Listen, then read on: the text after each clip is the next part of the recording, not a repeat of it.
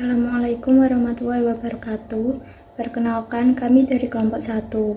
Nama saya Putra Elok Nurhana, NIM 21502101139, dan 3 teman saya yaitu Anissa Zulfiani, NIM 21502101112, Fitria Imadul Fahrina, NIM 21502101113, dan Zidni Fahman Nakia, NIM 21502101114.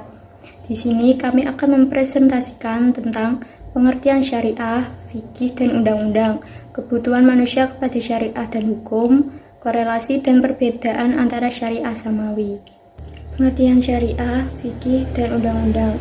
1. Syariah. Secara terminologis atau istilah, syariat diartikan sebagai tata aturan atau hukum-hukum yang disyariatkan oleh Allah kepada hambanya untuk diikuti.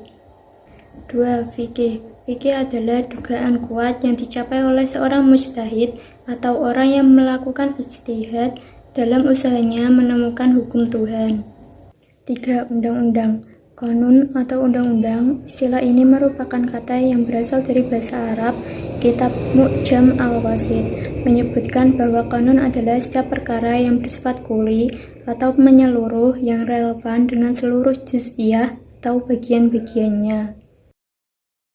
Perbedaan antara syariat dan fikih. Syariat merupakan ketentuan Allah dan Rasul-Nya, karena itu berlaku abadi. Sedangkan fikih adalah karya manusia yang dapat berubah dari masa ke masa. 2. Syariat menunjukkan kesatuan dalam Islam, sedangkan fikih menunjukkan keragamannya. 3. Syariat bersifat fundamental dan mempunyai ruang lingkup yang lebih luas, sedangkan fikih bersifat instrumental. Ruang lingkupnya terbatas pada hukum yang mengatur perbuatan manusia yang biasanya disebut sebagai perbuatan hukum. Perbedaan qanun dan syariah.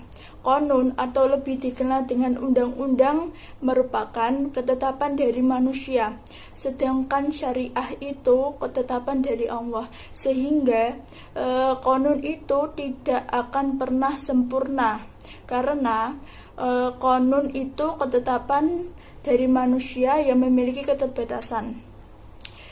Jadi gini, qanun itu memiliki keterbatasan, kapan saja bisa diubah asalkan tepat tidak menyalahi aturan. Sedangkan syariah itu murni dari Allah dan tidak bisa diubah sama sekali.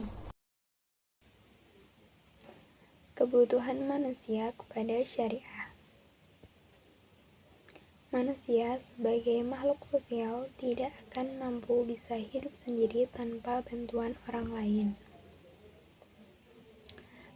Manusia yang mempunyai nafsu atau keinginan yang besar tidak akan mampu hidup tentram tanpa ada yang mengaturnya. Dalam kehidupan ini adalah sebagai kelompok di mana satu sama lain harus saling membutuhkan dan saling melengkapi.